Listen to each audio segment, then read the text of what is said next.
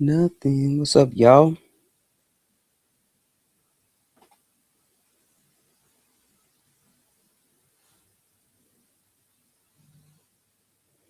I'm getting the lives up, so it take a minute to get all the um.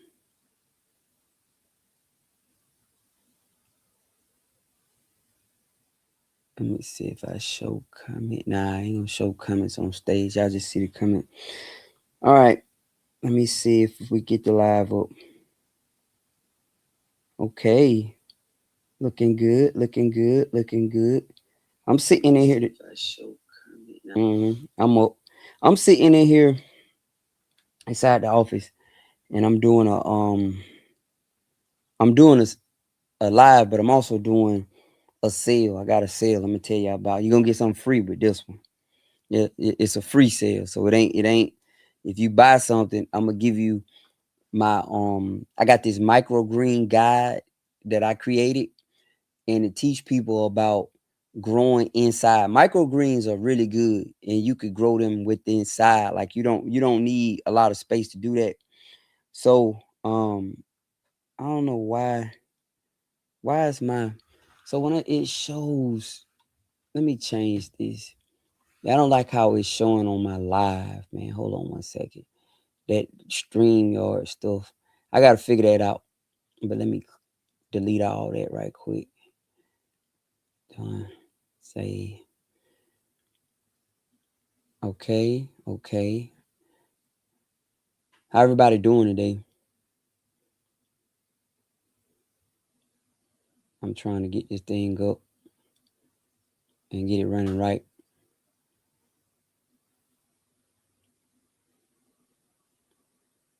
Yeah, because it's putting it in the doggone caption. And I don't think Facebook. Okay. There we go. All right. Let me see. And if you on, let me know. Hey, okay, I see. So yeah, I'm trying to get my stream up and everything, but we're gonna talk in a minute. Give me a second. But number one, how is everybody doing? Hopefully everybody is fine. But I'm on number one because I want to just jump in, say hello, how you doing, and everything. But also, I want to tell you guys. Hold on, why is this saying that? I'm trying to cut this link off. I don't know why it's doing it. I'm trying to figure out this software, but come on, man. Y'all come on in the room. Hey, come on in the room. Jesus is my doctor. You buy anything right now on our website, you get a free ebook. The ebook is how to grow microgreens. I got a microgreen ebook I'm doing. I'm trying to figure out how to stop this thing from doing it. But anyway, how everybody doing today? Hopefully well, you know. We have a lot going on in the world, and we need to be um steadfast in prayer, but also in preparation. I don't think we are being as prepared enough for the inevitable. Judy, hey, how you doing, Miss Judy? Yeah, I'm having a great day. Yeah, I'm having a great day. I've been out here, man. The weather is absolutely wonderful. I'm out here in the garden, um, tilled up my garden today. I've been spreading lime all around this place. Hey Gerald, I've been spreading lime all around this place, all on the ground. Been spreading lime, man, trying to get the pHs up. Um, get my pH balance right. So I put lime out there in my garden today. But listen, let me say this before we, because I want to make sure that I don't get lost and just in this and don't say what I want to say today. Listen, I want y'all to pay attention. We're absolutely watching crazy times in the nation, right? In the world, not just the nation. We're watching crazy times in the world. And I want to say, man, that guys, um, we don't know what's around the next term. So we hope everything is fine, right? That's the goal. We hope everything is gonna be fine. We hope that um Nothing crazy is gonna happen. We hope that there's never be a food shortage, right? What's up, Jerry? How you doing, brother? We hope that everything is okay. But the truth of the matter is, if you're paying attention, you see everything is not okay. And what I'm more concerned with is not only what we know, but also what we don't know, because it's so much going on. So, not to be doom and gloom, but to tell everybody that now is the time for us to decide that we're going to do something about it. Sitting watching the train coming and sitting in front of it and just screaming is not going to stop it. I believe, and I'm going to say this with everything in me, I believe that we need to get back to the basics, like the basics. Because, and when I say basics, I'm meaning just learning how to do basic stuff. I haven't even, before I got down here, I never knew anything about making bread. Like, we make our own bread now. We milling bread. If y'all see us saying we're doing the cooking channel, that's the first thing we did was we made some bread. So now we're making our own bread. We grinding up. We're doing fresh meal bread. We're doing fresh meal grits. We're doing fresh meal cream of wheat. We're doing fresh meal cornbread, right? And it tastes great, but we also can eat with the assurance that we know we're healthy. We're eating healthy, right? And you can tell how it passes through you. So TMI, but it don't, it pass right through your body, so your body can use it and discard stuff that it don't need. You doggone, when you can't go to the bathroom, it's something ain't right. You get what I'm saying?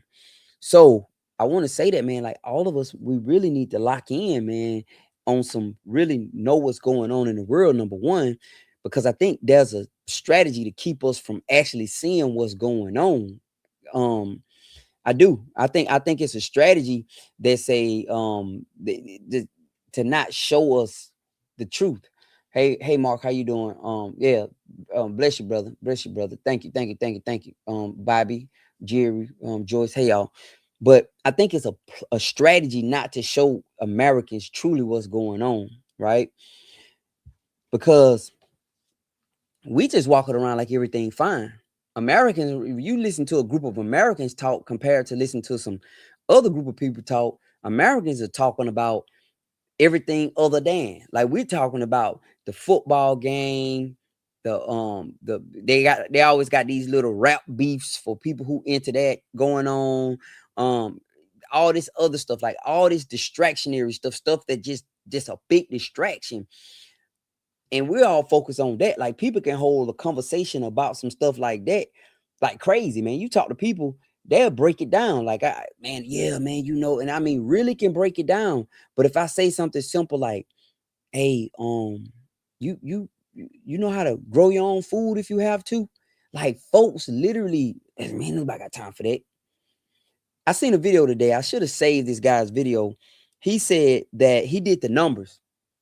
He said that 90% of, he's just speaking about African Americans. He said 90% of African Americans are dependent upon the system 100%, 90%. That if something was to go left, that means 90% of us, who all of us who look alike, same skin tones or whatever, right, would be struggling because we all depended upon the system to provide for us. And if the system happened to stop providing for us, then what happens? You see what I'm saying? So that's my goal to tell everybody. Um, what's going on? What's going on? What's your name? Trey Desky? Yeah, Trey Desky Danes. What's up, brother? Hey, Linda, how you doing? I'm running a sale on our products, guys. LarryTeresa.com. You buy one, you get our free microgreens book. You get that teaching you how to grow microgreens inside. And it may be just something for you to take and put to the side because it may be useful in the future. Learning how to grow stuff in the house under lights, fast growing seeds, get nutrition in your body, nutrition in your family fast, right? But that's the talk I want to have with y'all, right? We know, what do we know? Like what do we know? Y'all know it's a war. We all know that fuel prices are getting ready to go up, right? Y'all all know that. So if you don't know, you need to go fill your car up if you got the money. You need to go ahead and fill it up. Keep your car full if you got the money. I know I remember back in '08 when the gas prices went so high, I didn't have the money. You see what I'm saying? So that was a different story. But definitely keep your fuel tank full right now, y'all. You should. I would also say that you probably want to take some cash if you can and keep an assortment of cash. Um, because what if the bank shut down? And I know nobody want to hear this stuff. Nobody wants to hear this stuff until it's too late. But you think all these wealthy people are building these bunkers and making wealthy people, all the wealthy people are building bunkers right now. Y'all know that? Just look it up. I was watching a video last night. This guy with Atlas, he built this thing. I think his company is called Atlas Shelters. I mean, I wish I could afford to get one of those bunkers built, but they $500,000-$600,000 bunkers that he put in the ground. And they was asking him, who are your clients? This dude named all the rich people. All the rich people. He said all the rich people are building bunkers. I'm saying to myself, like, okay, maybe they just got, of course we can be in denial. We trust the Lord, but we also know that God deals in the prophetic. And when you start hearing this enough, you have to question yourself, like, why is everybody talking about this stuff? You know what I mean? Like, why are people, hey John, how you doing? Thank you for watching. Hey, that's right, Joyce. Why are everybody talking about this? It's, the same message across different platforms. We're talking about people who don't know each other, people who ain't never met each other, but they got the same message, y'all. That's the prophetic. Y'all know that? Y'all know what the prophetic is? Let's talk about the prophetic, right? Y'all know that's the prophetic, right? That's God. He's talking about what's coming, and he's using people to do it. And it's spread out, man. It ain't just me. It ain't just, I'm just a dude from Atlanta, Georgia, man. I'm not no super prepper. I'm not. I'm not. I just feel like COVID was the beginning of something. I felt like when COVID hit, that's the beginning of something. Tony said, Black people know how to survive. They depend on the system to keep them where they may be at. I don't know, bro. I can't say that no more, Tony. We had a group of people who knew how to survive, but I can't say that no more. You know, you got to be real with yourself and just look at the group of people you're looking at now. Now, maybe the older generation knew how to survive, but do y'all actually believe that these young folks know how to survive? Do y'all believe that? I don't. Yeah, I don't. All right, Dirty Red, you sent me a message. I got you, bro. I'm gonna check you out. I don't believe that. Yeah, I don't. And I'm not trying to be critical. I'm just saying that that ideal is not is it might have been good back in the day, but I don't know so much no more. These young people are not equipped, and then a lot of the older people who are like in my grandmama them generation, they have all these doggone skill sets that they have them, and they just because they grew up tending gardens, they grew up doing this stuff. It ain't nothing special to them. They just always did it. But as you see that older generation leaving here, that that knowledge is leaving with them, and we're not getting it because we didn't have to. So we didn't have to learn how to grow a garden. Why? Because we always could go to the store and get it. And my parents ain't taught me no stuff like that. You know, my daddy ain't, my mama them ain't taught me. My mom was only 15 years older than me, so she didn't know. You know what I mean? She didn't know. My daddy, he might have knew, but he ain't taught me no stuff like that. All right, I got you, Dirty Rig. I'm about to hit you up now. Not right now, but where you hit me on Instagram, Facebook, I'll find you. But I got you. But so what I'm saying is, we as a people, they say my people um perish by lack of knowledge. This is prophetic. So, like, that's how we gonna perish. People gonna perish for what they don't know. You hear what I'm saying? She said, I'm reading y'all comments. Linda said, no, they don't know how to live. They don't not survive, not knock down, drag out. We gonna now they may have the desire to, but what young person know how to grow a garden from nothing? You see what I'm saying? Because ain't nobody taught that. These messages haven't been passed down.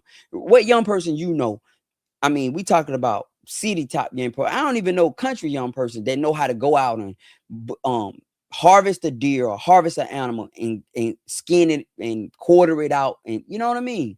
Like I got my own place and I'm just now trying to learn how to do that. Like for real. And the only reason I'm trying to learn how to do it because it make the meat too expensive when I have to pay somebody to do it. You get it? So let me see. I'm gonna read y'all comments. Joyce said the younger generations just don't want to listen to older people. They think that they have an answer, that they know it all. You know what the younger people believe? They can Google everything. Yeah. Like the young people don't have a sense of direction. They don't have a sense of direction. Like, because they look at their phones to go where they go. Turn left right here, turn right here. So young people don't have a sense of direction. When you talk to young people, a lot of young people don't know how to drive off of memory. They don't. So just think about it. When I came up, you make a left turn down there, go up about 45, make a right turn at the next light. Like somebody older say, I want you to go down, go to the second light, make a right. No, the young person said, just give me the address and they'll put it in their phone. So they have took away their ability to navigate without this. So if they ever have to navigate without this, they're lost. They don't know what to do. You get what I'm saying? And that's the same way with information. Young people have a lot of information. They can Google stuff, but what they don't know is the exception to the rule. Meaning, okay, yes, that information is true, but if you do that at this time and this and that, these are the type of stuff that's not being passed on. I was watching this guy. He said about planting gardens. He said you can plant a garden, but you got to know when to plant it. He said it's the moon got to be right to plant the garden. Like that ain't nothing you could Google. You know what I mean? Like it may be somewhere, but who would have known to Google the moon? Now these are older farmers, like 80, 90 years old. I believe them. You see what I'm saying? I believe them straight up. So yes, young people know they got the rules, but we know the exception. All right, our YouTube comment says, my mother taught me and your children learn also. And that's a blessing that your mama taught you. Alexia, your name Alexia Joyce. How you doing today? And your children know how to, that you didn't harbor the information and that they was open to receive it. Tradesky said convenience now play a big part. That's gonna be the downfall of mankind right there, Tradesky. Convenience. Having the ability to get what you want when you want it right then and there. There's a process that you have to go through to actually get what you want. You have to learn how to prepare. You have to learn how to take care of something. You have to learn how to tend to it. You have to learn how to, while it's growing, then you got to learn how to harvest it properly. You have to learn how to work with the soil, thus teaching you. So a lot of the issues that the younger generation have is because that process is being removed from our society because everything is right now. You see what I'm saying? It's now, no process. Wilford said, I want to learn, but I'm scared. Well, Wilford, you better do it now. You know what I mean? Because hunger is something else. A lot of this stuff is, so we have the luxury of delaying learning how to grow food and learning how to process food because the stores are still have our favorite snacks and still have our favorite this and that. So we have the luxury to sit back and say we're not going to do that, right? But let me tell you something. If you ain't never been hungry, let me tell you something. I was in the county jail one time. I was locked up.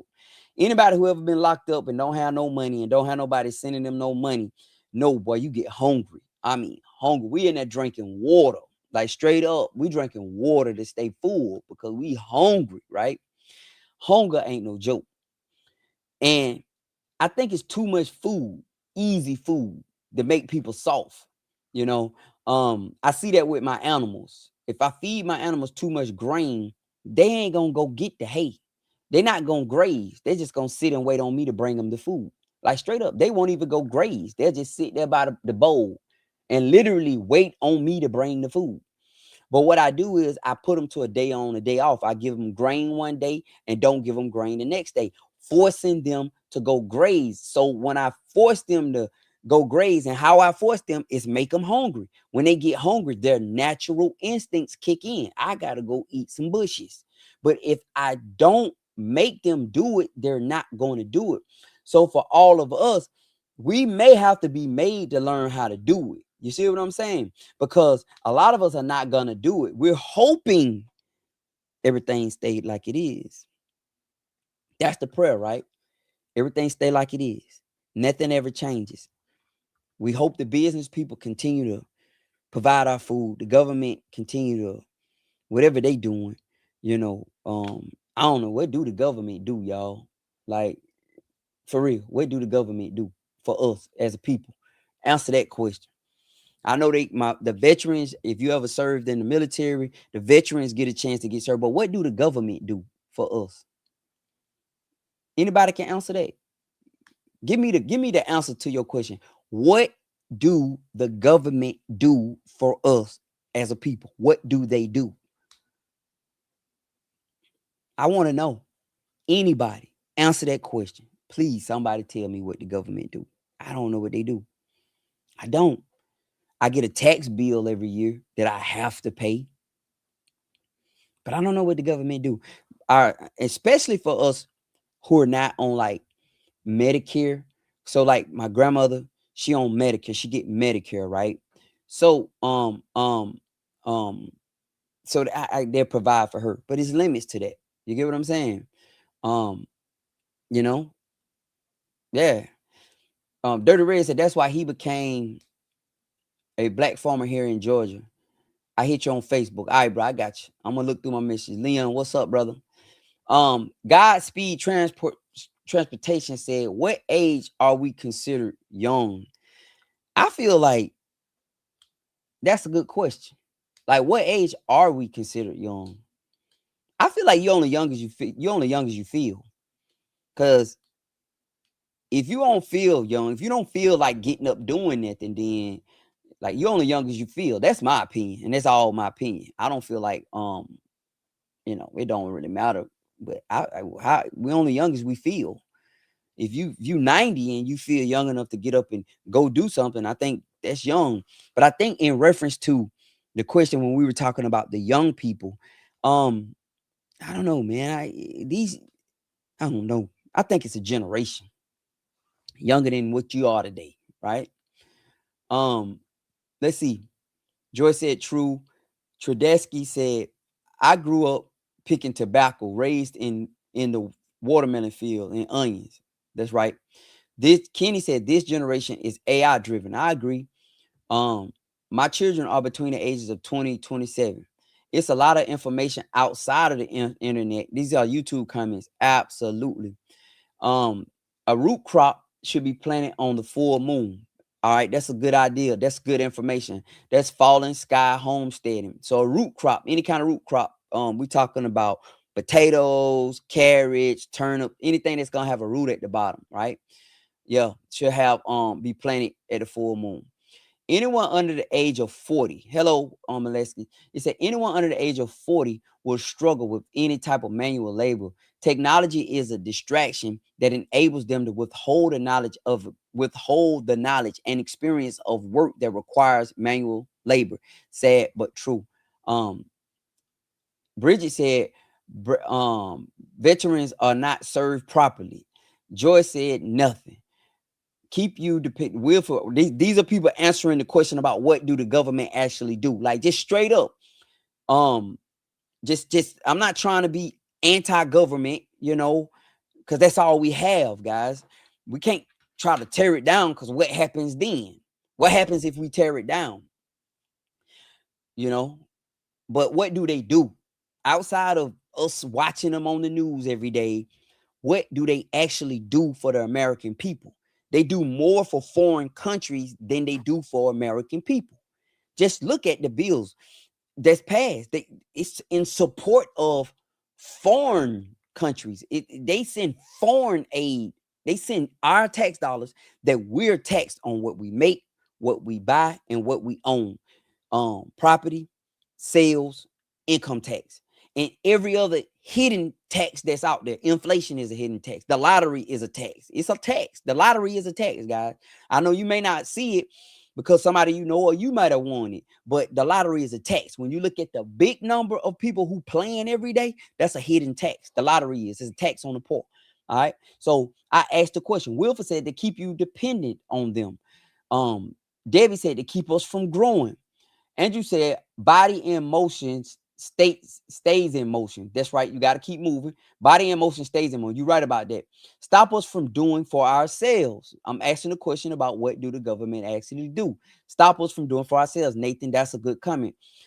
Public schools. Yeah, I just did a video about public schools. If you can homeschool your kids. If you're a young person and you have the bandwidth to be able to raise your children at home, do that. Don't fall for this propaganda that they're gonna be weird. No, they're gonna be weird if you got them going to school. I'm telling you now, you're gonna have your kid. Your kid's gonna be exposed to things that you would not want your kids exposed to, sending them up to that schoolhouse. I'm telling you, your kids will be exposed to all kind of stuff. And now, guys, you can't cut on the TV without seeing some teacher. Y'all know what the teachers are doing with the kids. You can't even cut on the TV without seeing that. You know, women, men, it ain't the old, young, all of them.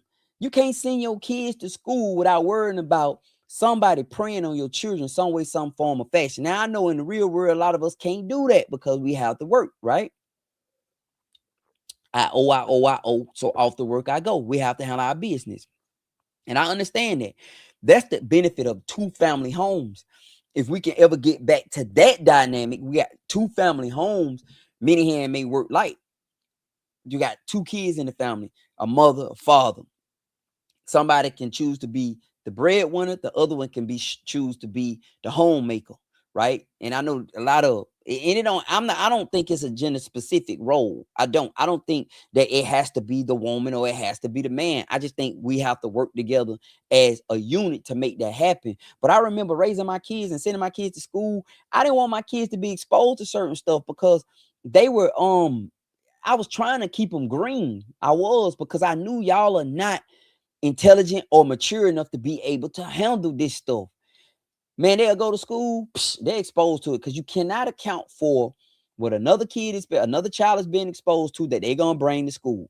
You can't account for the administrators or the staff who choose to prey on your children. You can't account for what they're gonna. You have all these right here. Everybody walking around these, right? So things you won't allow your kids to look at, they can see on their friend phone. They can see on a laptop. You see what I'm saying? So I feel like, man, homeschooling is a way to save your children. And if you look at the kids who are homeschooled now, the adults who are homeschooled, a lot of them jokers are successful, man. I'm telling you, man, go look them up. Go look at all the homeschool people who are in high positions now. I'm just being honest, right? um Private school. I used to cut these private school kids hair, and they used to tell me the stuff they used to be dealing with. I thought private school was better, but I found out that a lot of the parents who kids got kicked out of public school sent their kids to private school because their kids couldn't go to public school no more, so they paid for them. These little bad little kids up in there. You see what I'm saying? And it was a guy was telling me that. He said, man, I school off the chain. But that's another story right there. But what do they do, man? What do they do? Like, what do the government do? Bridget said, I work with the veterans on a regular, and you would not, hold on, I'm sorry, I lost that comment. You would not imagine what I have to go through to get them a house in to get them service. I imagine. I mean, I ain't surprised by that. Mm-mm. I'm not surprised. Are you? I'm not surprised. So we have a government that I don't even know what they do for us. I don't. Do y'all care about no for real though? Do y'all have a problem with Iran? As American taxpayers, do you have a problem with the country of Iran? I don't even know why they over there fighting Iran. I don't. And I mean, maybe one of you guys are smarter than me and y'all could tell me what's going on, but I don't even know why they over there fighting. What's the point? You see what I'm saying? So if our government supposedly work for us, then why are we in a fight that nobody in America seemed to care about. Nobody care about. Of course, you got your red, white, and blues. At the end of the day, we just whatever. But I'm talking about just a logical person who thinking like, bro, what's going on? So if let's get back to the point. If my government is not, if my government don't represent me, I don't know what my government do for me. I don't. But send me a tax bill every year from the federal government. I cannot tell you what the federal government do for me. Maybe the highways, they fix the roads, you know. Now my state, city, local, I can see where they come out and scrape my road. That's why it's so important for us to be active in our local politics, because you're gonna feel them before you feel the federal, right? So I see them scraping my road. I see if we call 911, they'll pull up. If I need to go file a charge on somebody, I can go to the local police department. Like, I can see what they do. But for the federal government, y'all, I don't really know. I'm just being honest. I cannot tell you what they do for us.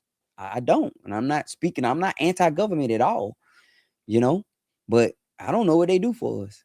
Either party. Like, I don't know what they do for us. You're a Democrat, you're a Republican, you're a conservative, whatever. I'm not a political guy, but I'm just saying, like, what do they do for us? Let me read the comments. He says, X Paris said, I am a prophecy student and prophetic seer, led to Alabama to start a forum for the times we have entered in. We have been working at it for 4 years now. Same. Yeah, we've been the same. 4 years too. My daughter was in kindergarten for 3 days 2 years ago. I've been homeschooling ever since. I feel you. I feel you, man, for real. That's a good job. David said, nobody wants you to say nothing to their kids and they're jumping on grown folks. When I was growing up, you didn't touch. No. Yeah, you didn't ever disrespect the grown person. Whatever you were doing, you stopped it. That's gone. When the babies start having babies and they started saying, my daddy had this theory. My daddy long gone now. But my dad had this theory. I think my daddy was right, y'all. Let me tell y'all my daddy theory. Me and my daddy used to have a vastly difference of opinions, but the older I get, the more I realize that man knew what he was talking about. Like, me and my daddy used to be debating, man. He good guy, but he used to be debating, but I'm starting to believe, man, he knew what he was talking about a little bit. So my daddy's idea was that the destruction of home, the destruction of the families, the destruction of how the family dynamic happened with the free government assistance, right? And when the free government assistance started, well, we're talking about the based on your income housing, the Section 8, the SNAP, whatever you want to call it, food stamp, welfare, whatever. And part of it was that the men couldn't be there. You get what I'm saying?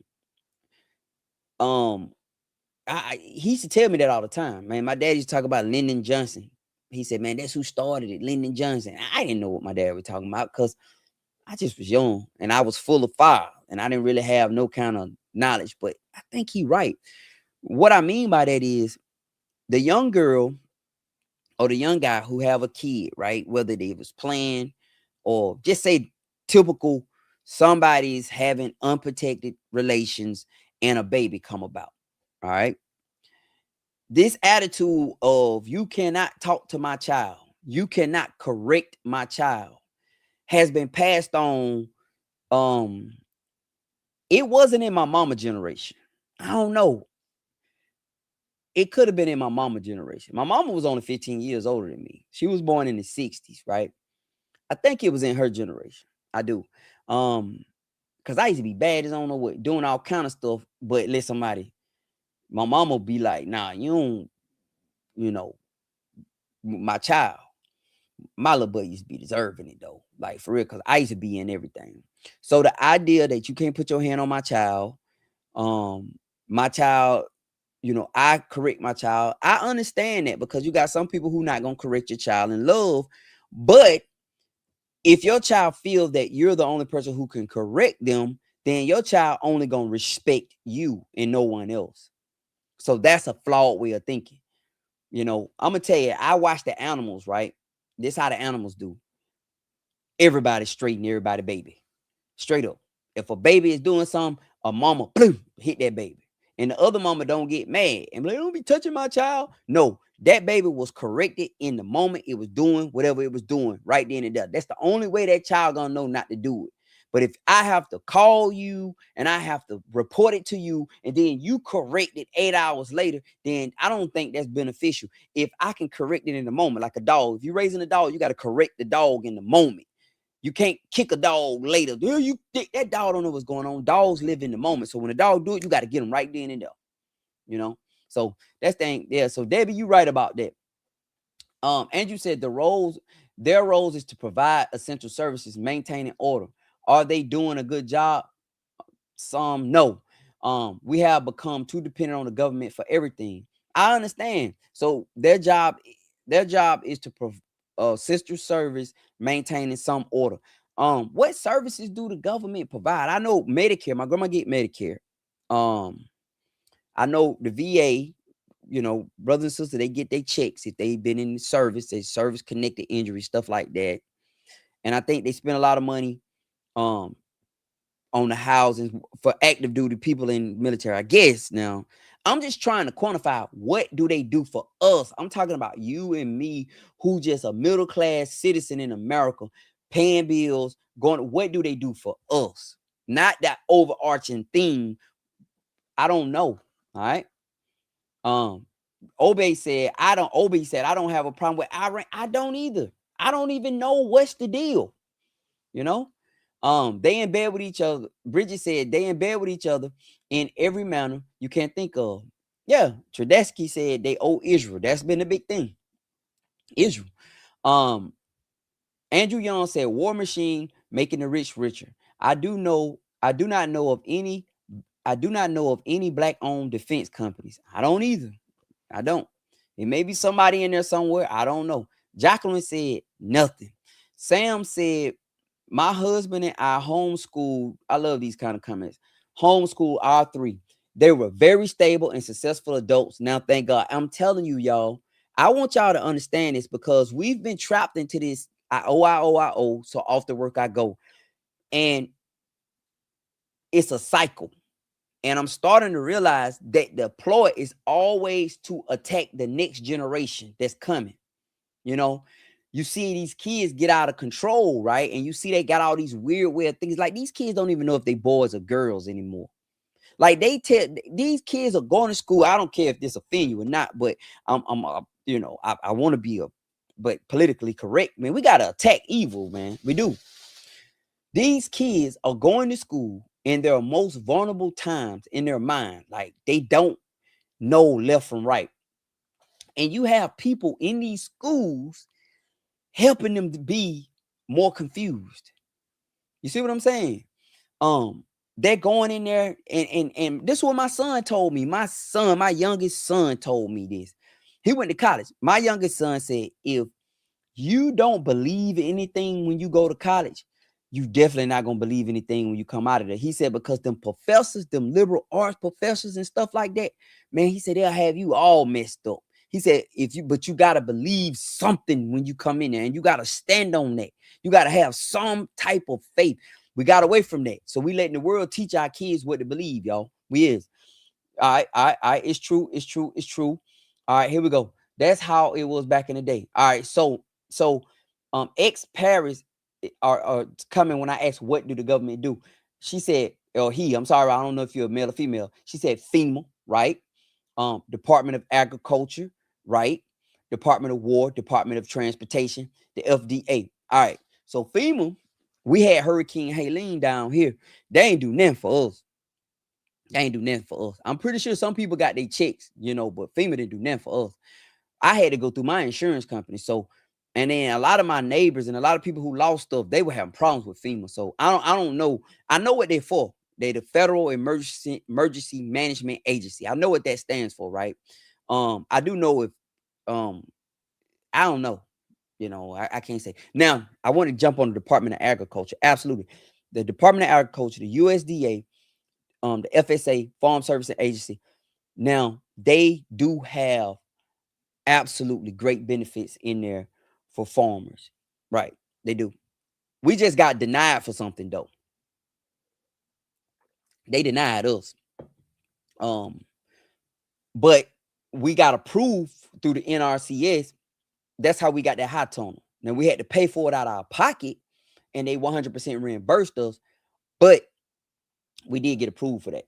If I would have known that I was gonna get approved, I would have went and did something else. But God, it's God's time, right? All right. So she said the War Department. Yeah, Department of War, right? Department of Transportation. I understand that. But what out of all those lists you named, X Paris, for real though, what out of those have actually benefited you in any kind of way? And this is not no trying to like no, I don't this is not contentious. So I'm not coming to you trying to trip you up. No, I'm asking legitimate, heartfelt questions. Like we can quote this. The only time I can tell you about something federal is the FBI, the DEA, the ATL, the IRS. They lock people up if you do something wrong. They come after you for taxes, back taxes. I do know about the USDA. I do know about that.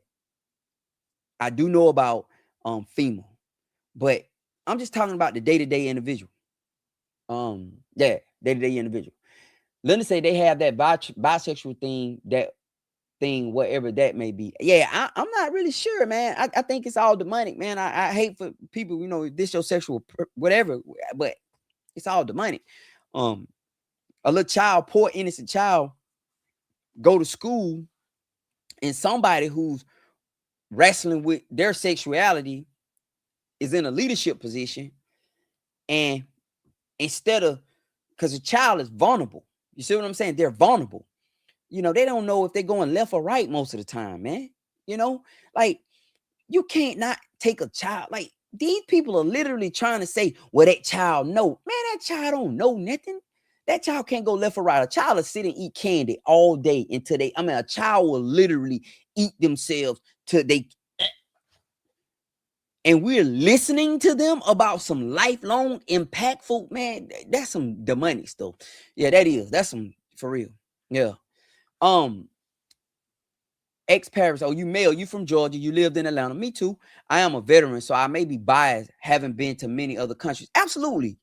Yeah, no harm, no foul. Like this ain't no, I'm trying to trip you up and say, man, you wrong. Oh, no, absolutely. I always is interested. I like to get everyone's perspective because we all living in our own realities. Everybody is living in their own reality, right? We're all flowing through life, and you have your own reality. And your reality is different from my reality. So when I ask questions, I'm just trying to tap into what you got going on in your reality. Andrew said the USDA don't care about black farmers. It's historical. I got a friend of mine that did a podcast, and he's going through that right now. With some money, it's just, it was all bad. Don't take no money from them. Don't borrow no money from them. Like that's what we gotta understand as us. If you can, don't borrow no money from them. Don't go borrow no money. I'm telling you, man, build with what you got. I found out how the Indians do it. The Indians actually have their own little monetary system where they lend money. They got like their own little bank. I don't know what you call it, but yeah, they lend money to each other, and that's how they get gas stations and all that stuff, because they do business. They got their own banking system, within their culture. But yeah, man, I wouldn't don't borrow no money from them folks. If you can, man, that's my big push. Yeah, if you can keep your hands out of these folks putting their money, giving you money, boy, because they gonna want it back. And they tricked us for so long, made us all believe because somebody else was doing it that we should do it too. And we ran and did it. How's that done worked out for us? So let's get back to the real stuff. We need to know how to plant, grow, harvest. Somebody got to do it. We need to get back to the natural remedies. Why?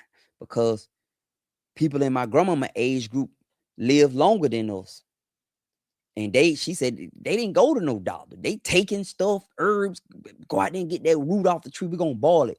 She told me about a time my great grandmama had broncho issues. She was coughing bad, and she went to the doctor, and they couldn't cure her. And she had it for a while. She said her mama, well, that would be my great great grandmama, got some rock candy and some alcohol, made up her own little elixir and gave it to her, and it cured her, you know? So we don't even know how to do that no more, y'all. Y'all know that. Come on, man. Let's don't be we so offended these days that we don't even want to admit the truth. Man, we don't even know how to do that.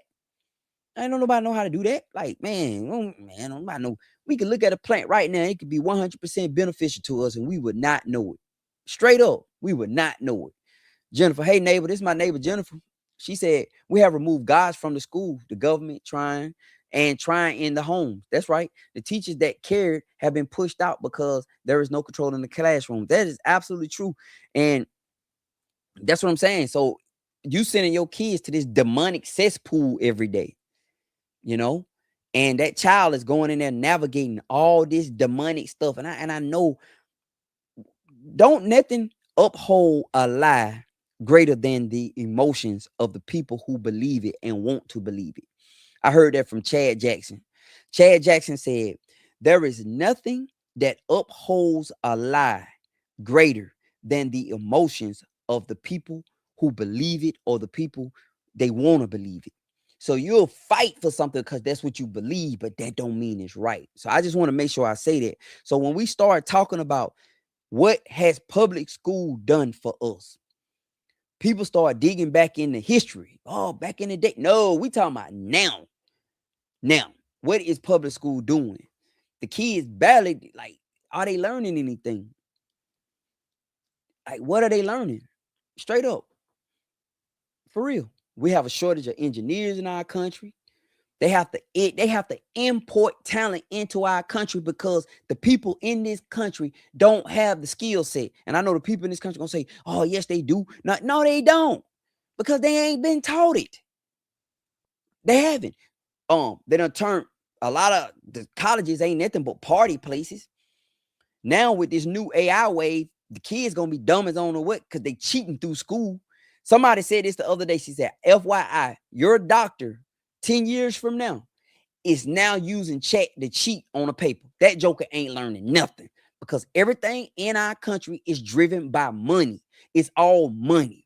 It's not, the doctors don't become doctors because they want to cure people. You got a small percentage of doctors become doctors that want to cure people. I think the bulk of them doctors want to make some money. They want to get into a profession to make money. So this is the country that worships money, idolize that god of money, right? And we call it capitalism. Capitalism is a thing that nobody cares about anybody. It's all about money. I can cut your throat. I can stick you in the back. It don't matter. Is it good business? That's good business. No morals, no values, no nothing. It's all about money, right? So that's the idolatry part. We're worshiping money in this country. So none of our professionals that's graduating school are doing it because they simply want to do it.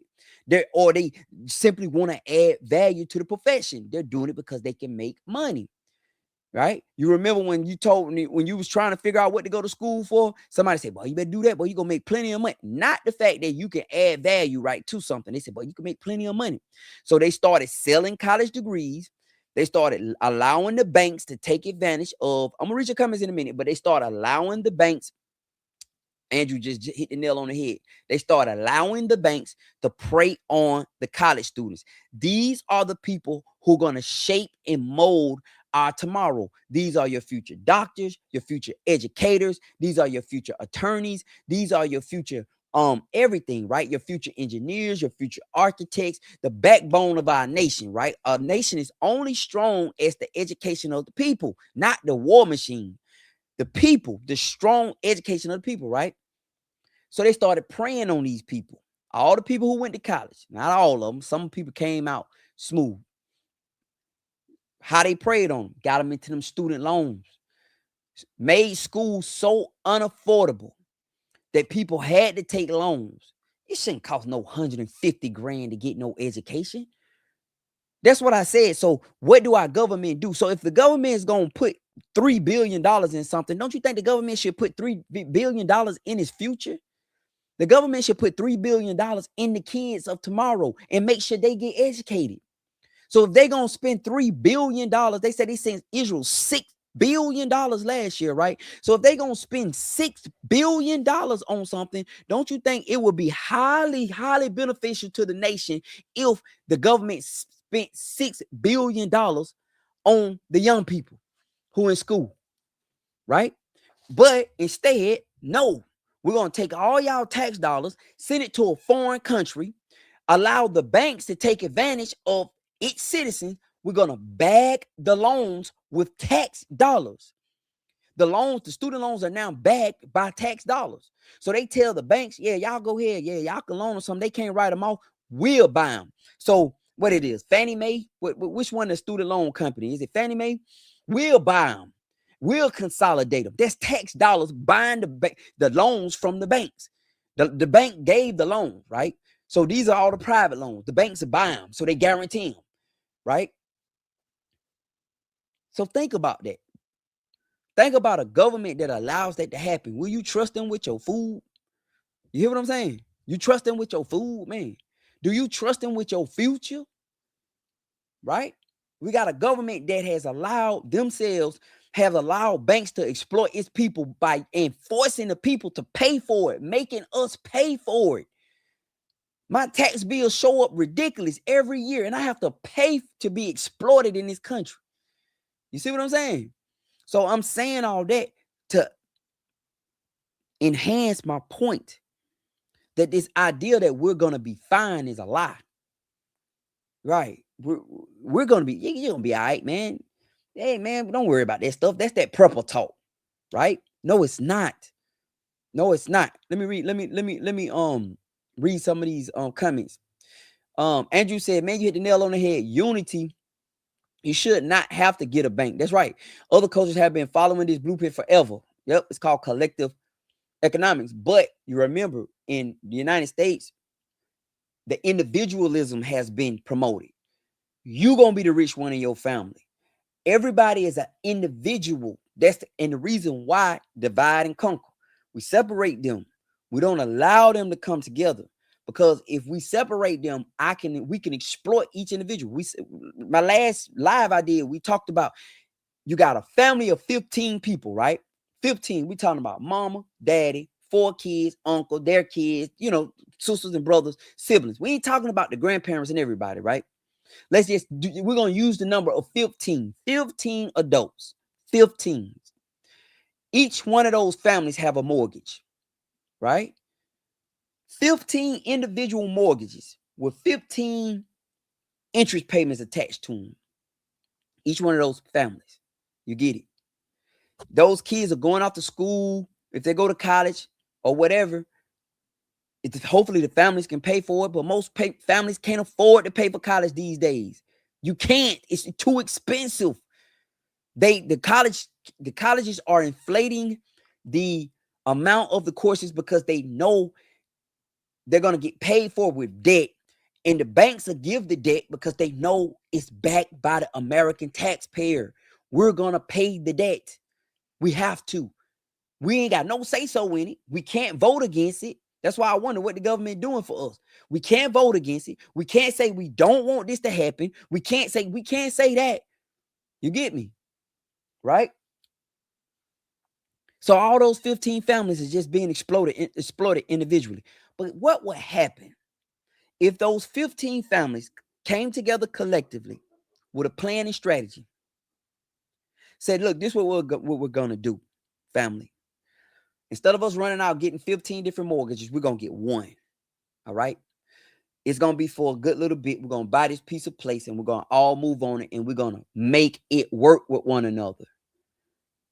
Right? We're going to make it work. We're going to learn how to do whatever we need to do. And we're going to grow this place out. We're going to work all together to pay that mortgage off. Then we're going to build this. And then we're going to build that. And we're going to build this and build that and build that. Before long, we don't have any debt, right?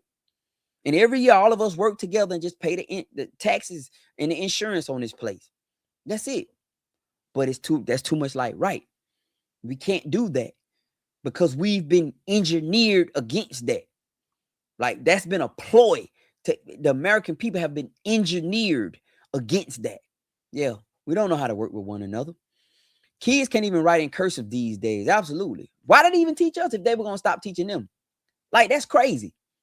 Like, these little kids don't know how to write cursive. I'm wondering why they even taught us. Why do we have to teach? Why did we have to learn cursive, y'all? Think about it. I remember writing in cursive. I hated it. I know how to write in cursive. But why? You know? Now they said that's useless. So all of us just did it for nothing. Andrew, you said the right thing right there, my brother. Trade schools have been removed from schools. Back in the day, trade school was part of every school curriculum. And they've been removed from the communities too, my brother. They've been not just removed from the schools, they've been removed from the communities. Y'all remember every community had a little community college, a trade school in it you could go to, especially when I was in Atlanta. When I grew up in Atlanta, we had the Cab Technical College. I think they still have Atlanta Area Tech. For real. The next thing you know is Georgia Perimeter. You know, they done got rid of all that. So we need skills. George said, make it plain. That's right. I'm trying. Hey, Patrice Kendrick, how you doing? What investment would you recommend other than the farmland? So I'm catching up to you guys' comments. I'm 1 minute behind. So X Paris said, what investments would I recommend other than farm land? All right, so let's be wise about investments. We're putting our money in something in hopes to get a return on it, right? So what can you name that you can put money in that you're going to get an eventual return on it? You know, I know a lot of people play the markets. I don't know enough about them. I can tell you the idea behind them, but I also don't want to give my money to somebody and hope they do right by it. I learned that a long time ago. You know, you give them your money and say, take care of me. My attorney, let me tell you the story about my attorney. Older gentleman, he invested in GM. He held I think GM might have had dividends at the time, and he was investing in GM, and he put his money in GM. When I met him, he was already knocking on 80. He was still working, and I asked him, man, why you still work? And he said, because when GM shut down and became the new GM, they basically became a new company. They got rid of the old company. He said, that's what they ain't telling y'all. When they said they're the new GM, they pretty much got rid of the old company. And then they forced them to have Ally Bank to where they lend money for their own cars, etc. He said, man, I lost so much in it. And it was at that moment I was like, man, I see stuff like options and I see the markets and I hear these stories. But at the same breath, I don't know about giving somebody my money and hope they do right with it. I know everybody got wonderful stories. We've seen that with the crypto. People gave everybody the crypto. The crypto was doing so good and people just lost their shirts on the crypto. People lost everything on crypto with this latest downturn. Maybe come back. I don't know. So if you ask me what I would invest in other than the farmland, the first thing would be real. It got to be real. It can't be nothing digital. So the only thing I know that's real is real estate. That's it. The only thing I know real is real estate. That's it. If I can't touch it, feel it, see it, I don't know if I really want to trust it. So for me, if somebody asks me, Larry, what you'll put your money in, it's going to be real estate. That's what it's going to be. It's going to be real estate. It's going to be land. It's going to be properties. It's going to be something I can go touch. I can sell. The only problem with real estate is your money not liquid. It's not liquid. Like you can have a running account with stocks and you can trade and you can sell real fast and get your money out of some stocks, right? But with real estate, it takes a little time. You may have to go get an equity loan up against your property, and it take time. So it just make your money, you parking your money in it. That's what you're doing with real estate. You parking your money. Now, I can talk money with you if you want to talk money. I studied money, man. I learned about fiat currency. I learned a lot about the fiat currency and how Richard Nixon in 1971 took the money off the gold standard, how they've been printing money for decades with nothing is backing it no more. The money used to be backed by gold, but I think it was 1961. Everybody said, "No, we want our gold." You know what I mean? So, but the United States kept printing dollars. So the more money they print, the less value the money holds. And I try to explain this to people. Some people don't want to hear this. They don't get it. That anything that you have that's being printed in abundance, make it less valuable. So think about somebody who just lay down and sleep with anybody. That make that less valuable, right? Versus the person who hold on. They make it a little bit more valuable. Like, nah, I'm waiting on the right person, right? That's the same way with our money. They've been printing so much money for so long that it's too much money in circulation that's backed by nothing. It's backed by nothing. We're not on a gold standard. Nothing supports the dollar anymore, right? So when you talk about me investing or putting my money in something, what I want to do is I want to park my money in something that has traditionally gained value over time and I can touch it. And it got to be real estate. It has to be real estate. The only problem is you're not liquid, meaning you can't, if you got something to do right now, you can't do it because you got your money tied up in this property. Where if you had it in a market, you could probably sell, you could take a quick, real fast, you just make a quick trade and get your money back. But you can't see, feel, touch that. You looking at that on the screen. Everybody say we going into the digital era. Bro, we've been in the digital era. Yeah, we've been in the digital era. Everybody say we going digital. No, we've been in the digital era. That's another thing about commodities: silver, gold, platinum, corn. You know what I mean? Yeah. That's commodity. Something you can touch. You get it? Let me try to catch up with these comments right quick. Thank you, Nathan. Good question. Good answer. Victor said, "Good viz, my brother. I'm ready to pool my resources with others to build more wealth. I am gaining wealth with my lawn business, 2 jobs, and investing, but there has got to be an easier way. The housing market is a self-inflicted slavery. Yeah, I want to build a compound or a business with like-minded people. I welcome instructions or recommendations." So what I've learned, what I've learned about um the a lot of times we missing the missing piece of knowledge, right? So when you said the housing market is a self-inflicted slavery, I understand what you're saying about that. I do. I understand what you're saying about that. Like you don't want to go put yourself in debt um to be in a house. I understand all that. But another thing that we have not learned in our society and the value of it is we haven't learned how to build up our resources. I think when we approach stuff, we always approaching it with one mind. And not saying you are, Victor, but I'm just speaking to like approaching something with one mindset. Like I have to borrow money to get it when I don't. If I build up 50K, you catch the right deal, you buy it outright, you know, and it's gonna become more of a resource to you because at any given moment, you go pull the equity out that place. You can borrow against it. Now it actually becomes an asset to you. Remember, assets put in, liabilities take out. So I just feel like real estate property is the way. I watch these people sell their trees off their land, right? Meaning that down here where I'm at, I'm in the woods. And everywhere are pine tree farms. I was talking to a guy from Atlanta the other day. I had ordered this hay fork and he delivered it. He drove it from McDonald. He brought it down here. When he got down here, he was originally from Atlanta. He grew up in DeKalb County. I mean, our lives were similar.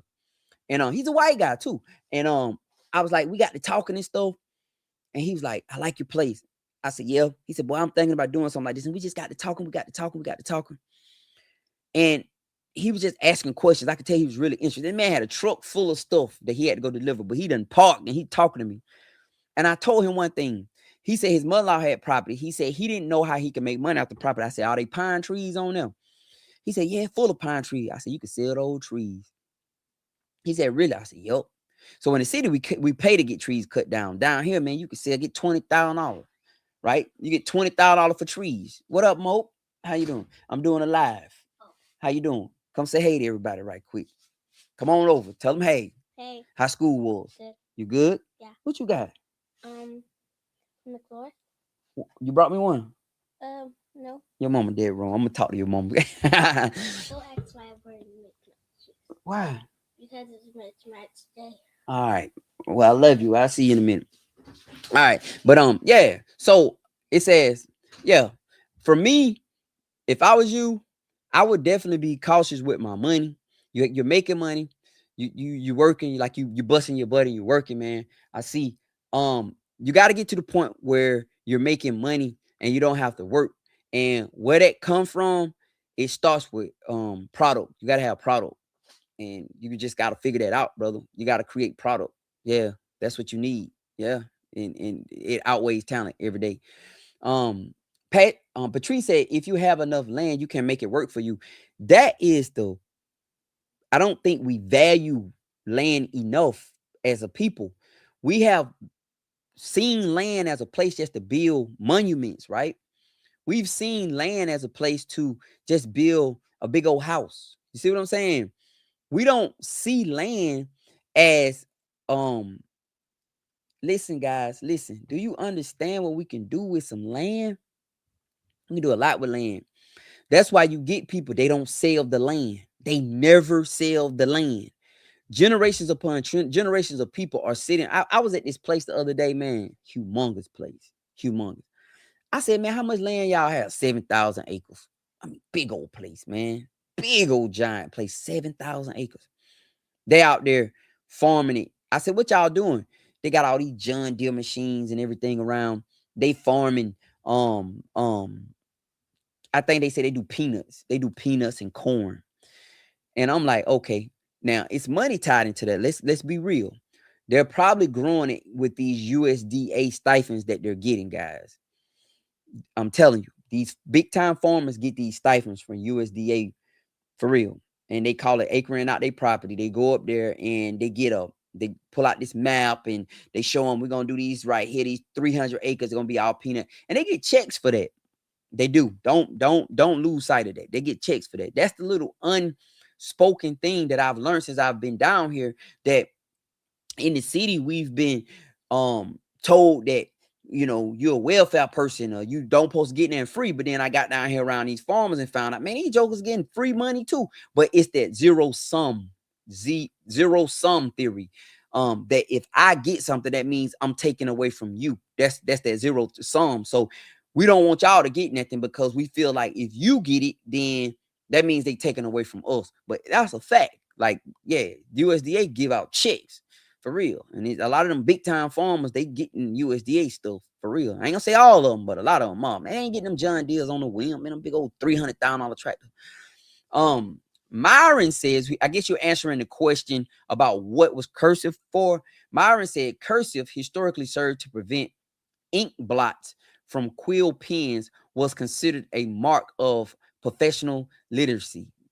Hey, we no longer use quill pens, and now I think AI doesn't recognize each person's cursive writing. So first, let's say Myron has really done a lot of thinking about that, and I want to applaud you, Myron, because that was a profound answer, brother.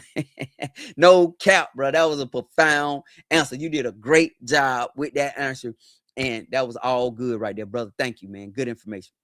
Paris said, I agree, like commodity silver and gold. Yes. Make sure whatever you put your money in, you can touch it. If you can't touch it, I ain't doing it. I'm not doing it, man. I'm telling you, because I have no control over it. I don't. I'm not giving nobody no money and hoping they do right with it. I'd rather go take my money and just look at it before I do that. Hey, Roxanne, good evening. William Wood said, we need to learn how to buy things with cash. Credit will hurt us more than if you pay this directly. Cash save your money and pay cash. And also you will get a better deal with cash. You will, but you talking about a certain type of individual. We've been tricked out of skill set, and since we don't have skills, when we look at something, we don't know how really bad it is. You get what I'm saying? So if you're not a carpenter, you don't know that, man, that ain't that bad. Like, we can fix that. If you're not a plumber, if a pipe busts and you've never done plumbing before, you panicking like, oh my God, no. You get what I'm saying? And it's just a simple pipe bust. Like I have people that have car issues, and like my niece and nephew, they'll call me and say, "Oh man, I'm having this problem." I'm like, "That's nothing. Okay, that's nothing. All you have to do is do that." But because we lack skill sets, people are afraid to buy used stuff because they feel like used stuff is better. So this has all been a ploy. We take skills, we trick them out of their skills, we send them to the universities. We tell them that being a carpenter or being a mechanic, a grease monkey is a bad thing. So we promote this lazy lifestyle to them through TV. So we got this. This is social engineering I'm talking about. So back in the 80s, we started seeing this big push for we clean and nobody's dirty anymore. We going to school and we come home with our briefcases. And then the 90s hit, the internet era came, and the dream of I can just go to work and sit in front of a computer all day and make 200K, and I buy this house and I buy this picket fence. All the while we were leaving what was going to save us today, and that's our skills. Skills pay the bills, but nobody is going to buy anything cash if they don't know how to fix it. They're afraid, like they're looking at that roof. That roof not that bad, bro. If you know how to get up there and do it yourself, or your crew can get up there and have that roof put on in a day, then yeah, you'll buy a house with a roof problem with cash. You'll go and somebody say, "Man, this house $30,000. Man, this roof horrible on it." But if you know how to do roofs, it ain't bad to you. But we don't have skills as people, so that's where a lot of the failure point started. Um, Steel Mansa says, imagine buying a junk car for $500 and selling the doors, catalytic converter, hood, etc. It's the same concept. Imagine buying a junk. Yeah, facts. This guy, I get what you saying, bro, etc. I get what you saying. This, so get what he's saying. He said, imagine buying a junk car for $500 and being parted out.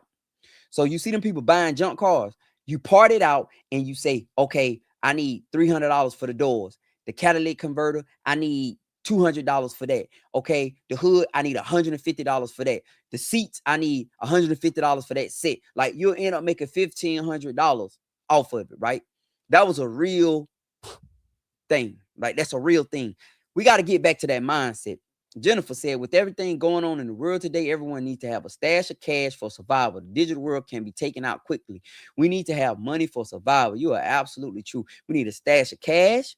We need a stash of fresh food, good food, being able to eat, because not only do the digital can one explosion can kill the pipeline of food. So listen, y'all notice what Iran is doing right now. Iran is they know they're gonna lose, but they saying it's gonna be expensive to beat us, right? They're saying that, okay, we're gonna lose. We can't beat y'all, but it's gonna cost a lot of money.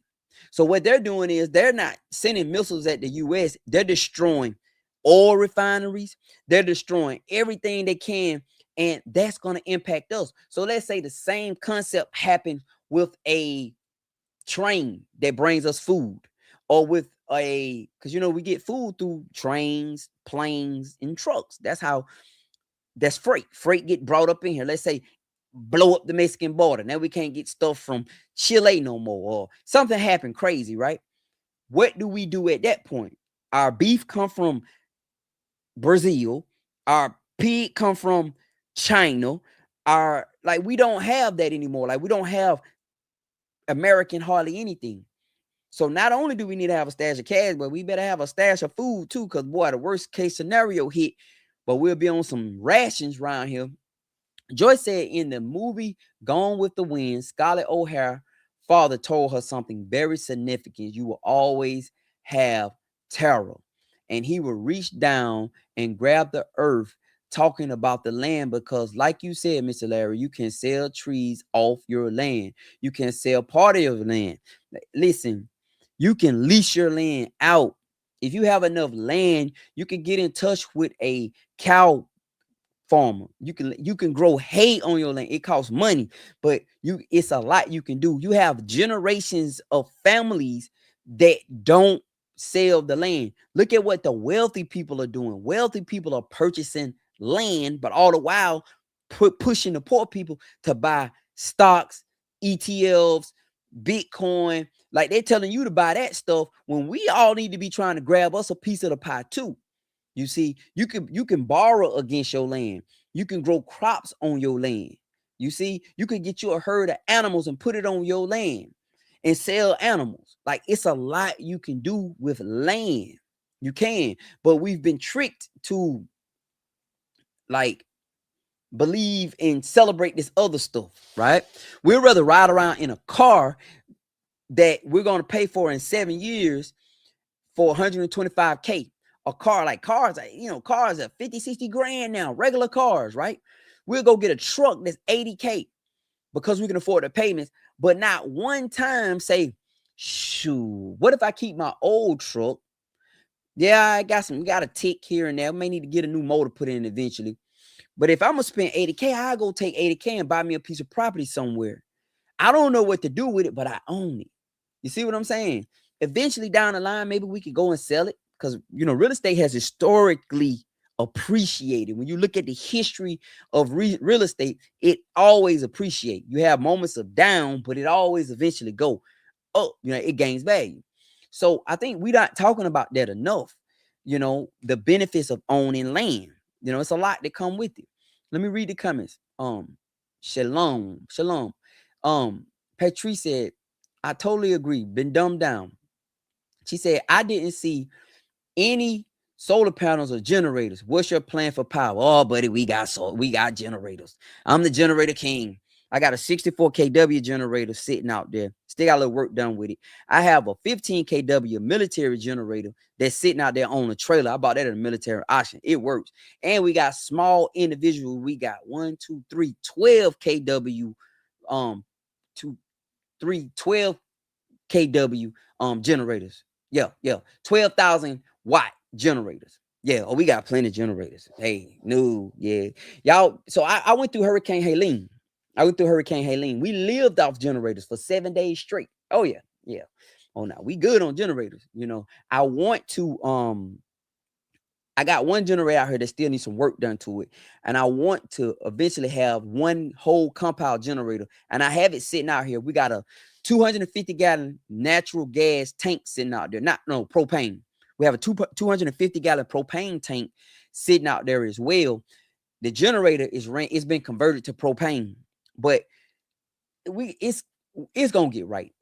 But we got a bunch of little small generators around here too. So yeah, I have plenty of generators. The solar is a problem for me because in order to produce the kind of power we need for the solar, we either gonna need a bunch of panels or we can go straight hybrid. Like, we can do so many panels, so many, generator wattage. But the problem with the solar is it take up a lot of space. So you may need a quarter acre worth of panels. That's ground we could be growing on. You see what I'm saying? Like, we could be growing something on those grounds. So that's the only drawback to the solar for me. You have to put a field. You have to have a solar field, and you have to have a bunch of panels out there, and that's taking growing land up. So I got a bunch of sheep, not a bunch, but I have a few sheep and I have a bunch of goats. So part of the benefit of me having the land is they eat off of it. So if I take away their land, that's less food for us to eat. You get what I'm saying? Less food for them to eat. So yeah, we have plenty of generated power. Yeah, like I said, we live 7 days. We live 7 days off a generator. We got propane everything. Straight up. Propane tank full out there. We got well water. We have well, and I have a military generator. Yeah, we got a lot. So Larry Hyde, you tired of living? He said, living in the city. I would like to go and get okay, Debbie, you tired of living in the city. You want to get a little piece of land, no more than 4 or 5 acres, but I'm scared that I might end up in a sundown town. I'm gonna answer your question. Don't want to go to my hometown, Jackson, Tennessee, right outside of Memphis. Yeah, right outside of Memphis, man. So let me tell you about fear. Fear is a control mechanism. Fear is used to control people. Yeah, it is. Fear is a control mechanism. It's a tool used to control people. So when I talk to people and they say, but I'm scared, then you're being controlled by the fear, right? You have to ask yourself, like, so many people said that to me. So many people say that, Larry, you got to be careful. You'll be in a sundown town. I've heard it so many times. For all my people don't know what a sundown town is, where black people got to be out by sundown. Yeah, I'm pretty sure there's towns like that around. I know it is, but Ain't nobody finna stop me from living in no town. Like, you know, it is what it is. Like, they ain't not finna stop me from living in no town. We may have to go through some real serious stuff, but if I want to be there, I'm gonna be there. I ain't no gangster or nothing. It's just gonna be what it is. But I get what you're saying. There's challenges to everything, and I know why you don't want to go back to Jackson. I know about Jackson. But you're gonna have to get over your fear because you got good and bad people everywhere. There's bad people everywhere. Okay, you got good people everywhere. You can move into a town with the perfect neighbors, right? You move into that town, then your neighbors sell. They sell that place. You get what I'm saying? And then you got new neighbors come in and they don't like you. You get it? So you move into a place and it's the perfect place. It's ideal. The people are nice. Your neighbors are nice. They're good folks. But then your neighbor right beside you who you have a relationship with, they sell their place. And the people who buy it are not nice people. And now you got problems. So that's why it's so important that you don't allow fear to stop you, because all you have is the Lord. You know what I mean? That's what you have. When I first moved here, we had a bully up the hill, you know, and he's a bully. He wanted to be a bully. He wanted to be a bully. Whatever. You know what I mean? Okay, let's do it. All right. You know, I just, the only thing I could do was just say, Lord, I just pray you move this mountain out my way, cause I ain't going nowhere. But he lost the place, and now I got a great family up there. You get what I'm saying? So I wouldn't let that stop me. I asked for the script. I asked for discernment. Asked God to give me discernment. About going a place, get there. Ask for discernment. But just because you move to a place and the place ain't, you may move to a place and it's and the people around you don't like you, and then all of a sudden somebody die out, and now you got a whole bunch of people that love you, or vice versa. So don't let that stop you. Don't let that stop you. Be wise, use wisdom, but don't let that stop you. Trudy said you love watching our family. Thank you, Trudy. We love you watching. Trudy said, Larry, I live on the Gulf Coast of Florida. I have an acre of land. How many goats can I have in a closure? So you're talking about, when you say a closure, are you talking about just like a paddock, a pen? Because you could get a lot of goats in a pen. They got something called dry lot. Look up dry lot. Okay. Dry lot is where you put the goats in a dry lot. People put sand down, they put crush and run down, where they kill all the grass off, and that's how they raise their goats within there. And animals never get sick because they're not exposed to grass, so they never get parasites, right? You can do dry lighting, if that's something. An acre is a good sized property now. If you don't have proper fencing, I wouldn't, because goats will try you. Sheep are cool, but yeah, goats will try you. Yeah, I would advise you to get sheep. That's what I would advise you to get. Yeah, get sheep, Trudy. Linda said, buy so no one is that close. I say on mine, they on theirs. Yeah, I feel you. Buy so no one is that close. But also you want to be far enough so they can't meddle, but close enough so they can help. You hear me? You want to be far enough so they can't meddle in your business, what you got going on, but you also want to be close enough that if it's an emergency, they can help. Because you don't want to be by yourself in the middle of nowhere. All right? So far enough so they can't meddle in your business, but close enough so they can help. Yeah. And vice versa. Everybody have their own little space and privacy, but if you need me, hit me up. I'm coming. I'm still close enough where I can jump in my truck and be there within a minute. Something going on. You got an emergency. Hey, man, I got a wild animal right here. Man, I'm over here, man. Look, could you help me? Vice versa, too. You get it? So, that's what I would do. raising goats a money maker.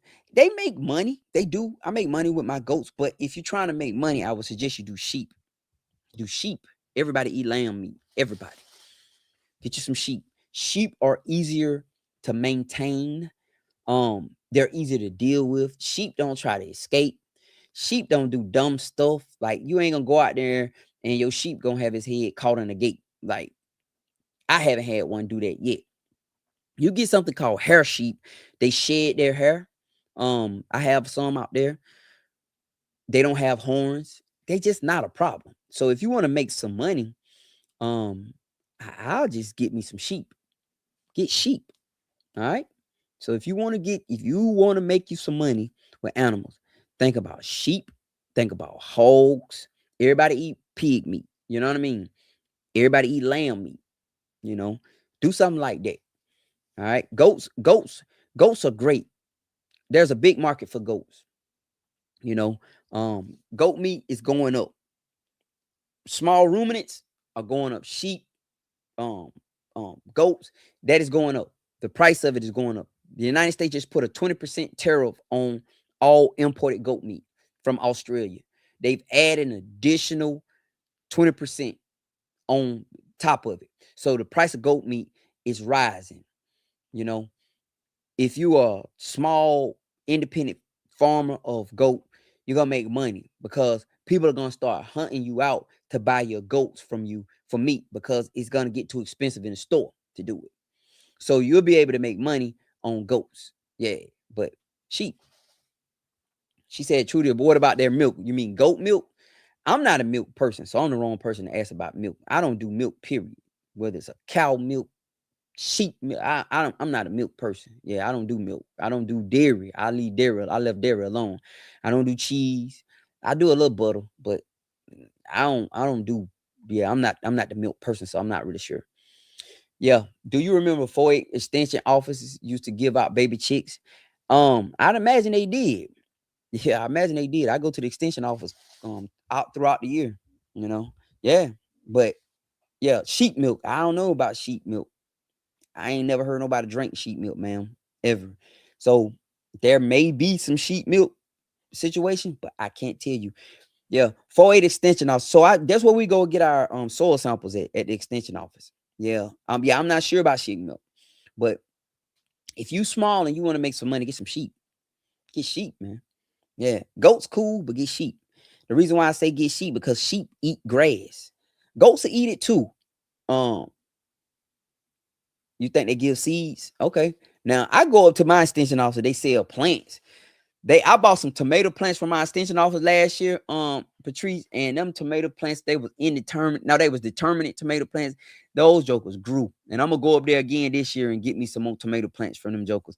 They sold them to me $1 a plant. And they were some nice plants. Them ladies gave me some land plaster. Calcium. You got to put land plaster in the hole with them. They call it's calcium. So when you get ready to put your tomatoes in the ground, get you some land plaster and put it in the hole with it. I ain't know. So they all gave me that, like, yeah, you want to do this? All them tomato plants grew.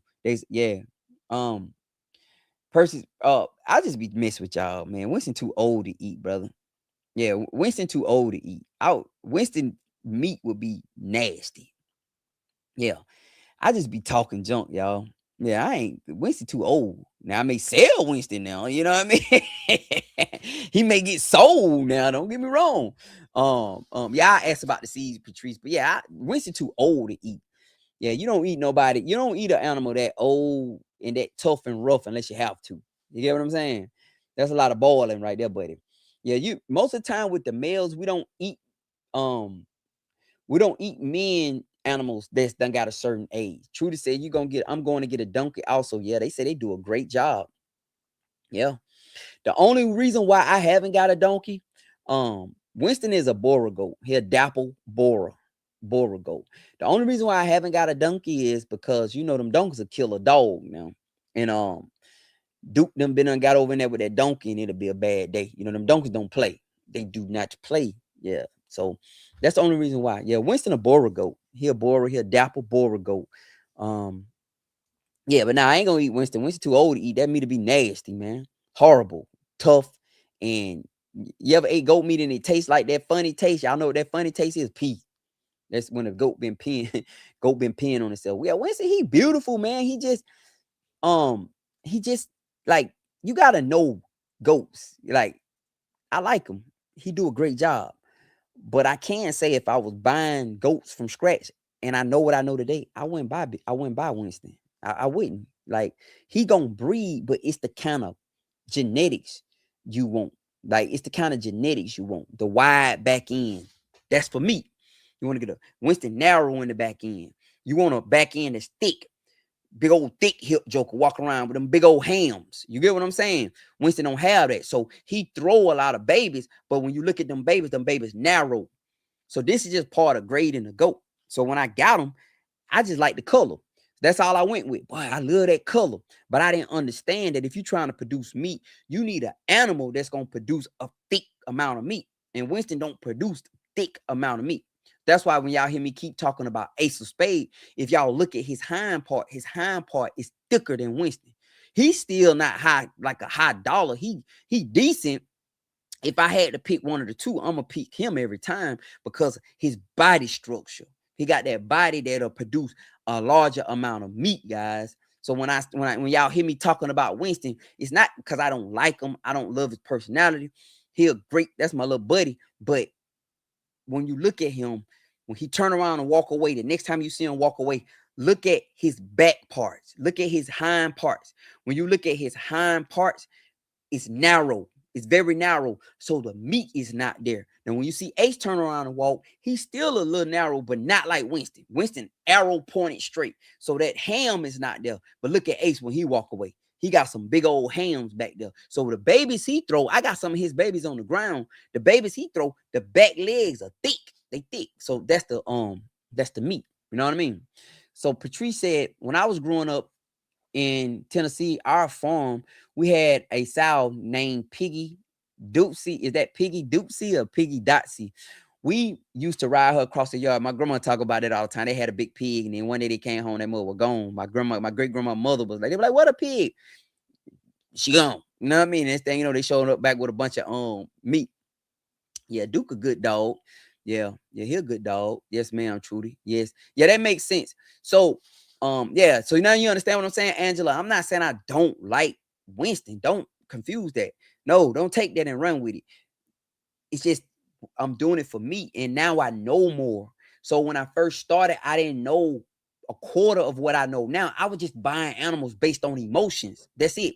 This is what I want, and make me feel like a big man. I got some animals.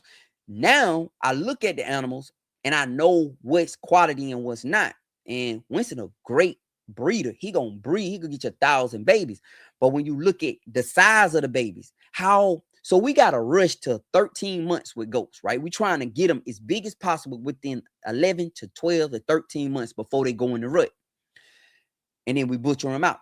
I bought some goats bred, and them by 11 to 12, 13 months, man, them jumps was humongous. Back legs was huge. Man, I got so much meat off of them. Now I got some 12 months with Winston's. They not that big. They're not that big. So you want something that's going to get big.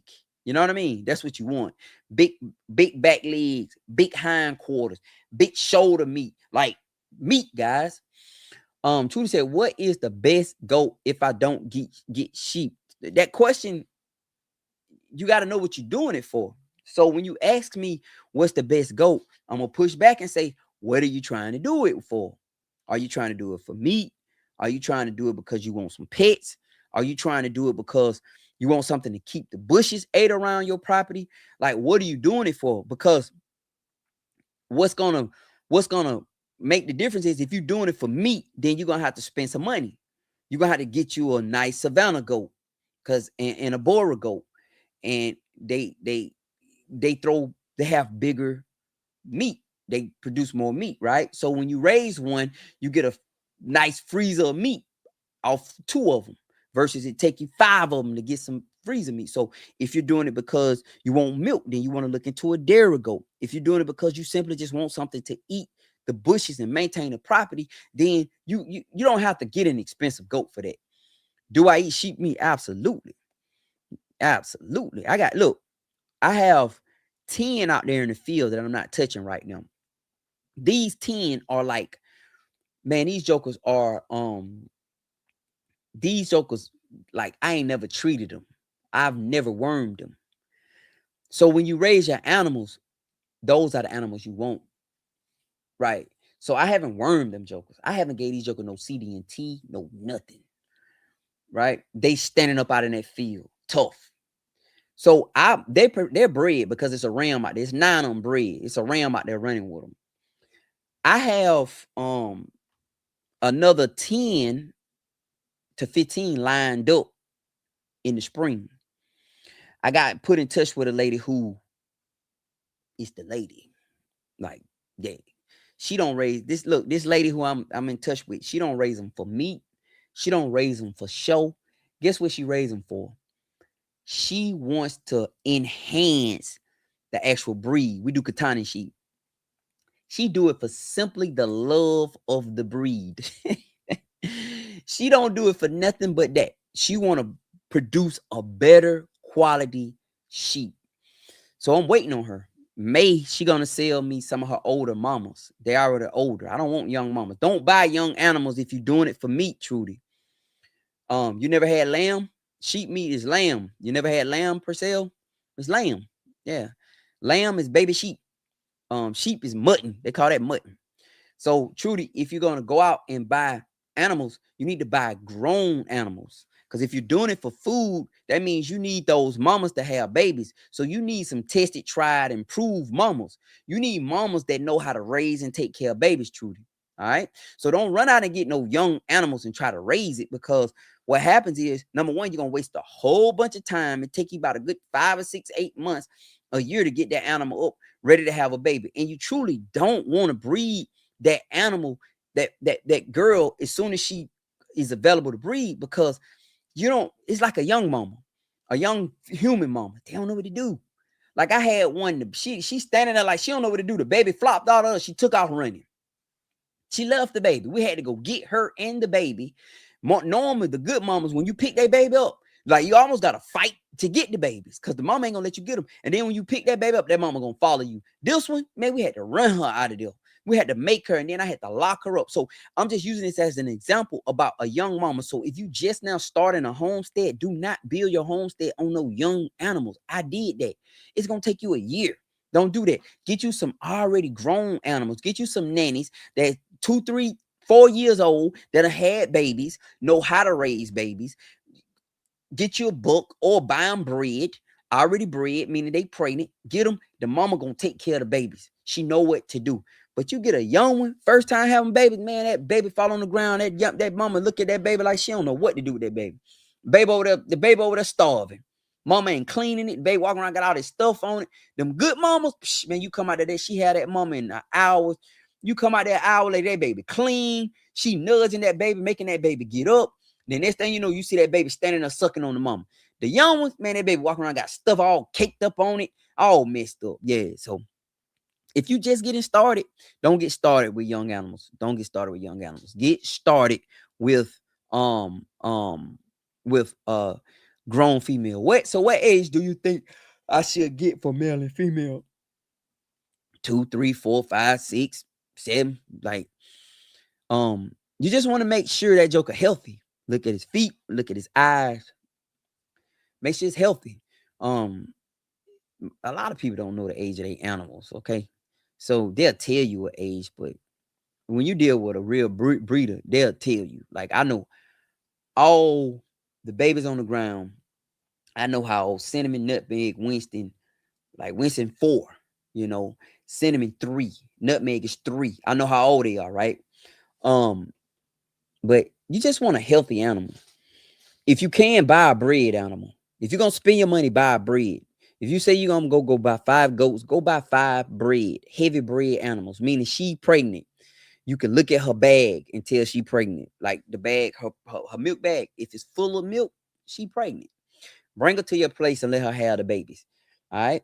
Now, let's say somebody charge you $500 for a bred female. That bred female may have 3 babies. You get it? So now you done quadrupled. You went from 1 goat to 4 now, the 3 in the mama. You see what I'm saying? And if she a old enough, experienced enough mama, she gonna take care of the babies, But I don't advise anybody who just getting started to go out and buy no young animal. Don't do it. Don't do it. Like right now, I won't even buy a puppy. If I'm trying to have some puppies, I ain't gonna buy no puppy. Why? I want to buy an old girl. Not old, but she gonna be 2, 3 years old. Yeah, I don't want to. Why don't I want to buy a puppy if I gotta wait a whole year to breed her? I ain't doing all that. No, no, no, no. I'm gonna buy an old. I want to buy a girl 3 years old. You know, he tell me she 2.5, she 3. She in the prime. Bring here and let Duke get on her. For real. Yep. But anyway, I jumped on today. I just wanted to come and converse with y'all. I'm glad to be able to answer any questions that you guys ask. And it's all objective, well, subjective. It's all subjective. So it's all based on me, what I feel, what I believe, what I've learned. It ain't the end all be all. You know, you got several different people on here. They may say something that's contradicted to what I say, and it's true for them, but it's not true for me. And it may work different for you. What's up? What's up, Terrence? I see you, bro. Um, so what you have to do is if this something and if this is a lifestyle you want to get into, you just got to get in it. It's no perfect way to do it. You know, number one, make sure you got a good fencing system. Make sure you have a fencing system.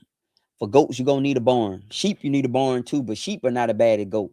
Sheep fine with rain. A sheep is like a cow. You know, that joker is fine with rain. They'll be out there grazing when it's raining. Goats, first drop of water come out the sky, they taking off running. So you need a barn for a goat. Is it gonna kill them? Is rain gonna kill them? It's not gonna kill them. You know, I got some goats standing in the rain right now. Um, but you gonna need a barn. All right. When I get my female goat, should I also get a male right away? I don't know why you wouldn't. You want to hurry up. You don't want to feed the animal for free forever.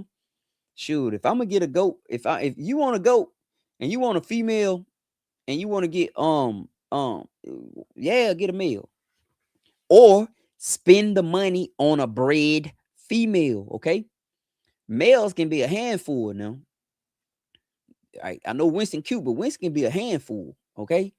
So instead of spending the money on a male and a female, how about you spend the money on a bred female, a female that's already pregnant? I'm looking for a bred or a heavy bred female. Just put it out there. Somebody gonna say, I got two, and they'll sell you the bred or heavy bred female. All right. You bring the animals to your place. Now you have, let's say the mamas, they normally have two, some have three. Let's say you bring it to your place and she have two. Now you have both of them have two. Now you have six instead of two. Then you can get rid of the mamas if you want to keep the doggone babies. You can get rid of the mamas. You can say, okay, I'm gonna keep these if it's males. Now let's say you have two females from, let's say you have one that have two does and the other one have a male and a female.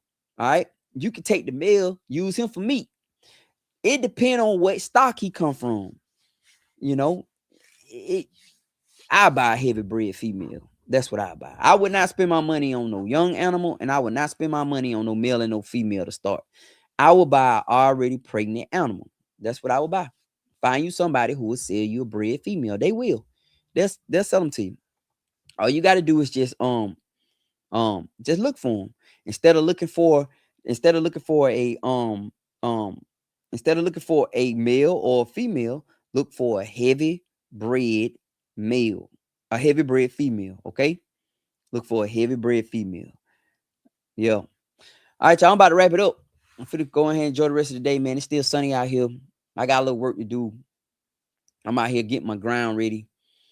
Got my garden spot tilled out, and I got other little stuff I need to do while we enjoy this weather.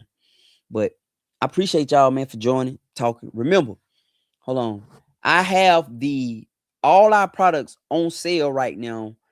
You're gonna get something free. You buy it, you get the microgreen book free. All right, LarryTeresa.com. You buy it, you'll get the microgreen book free. All right, you'll get it. It's gonna come straight to your email, and you'll get the book.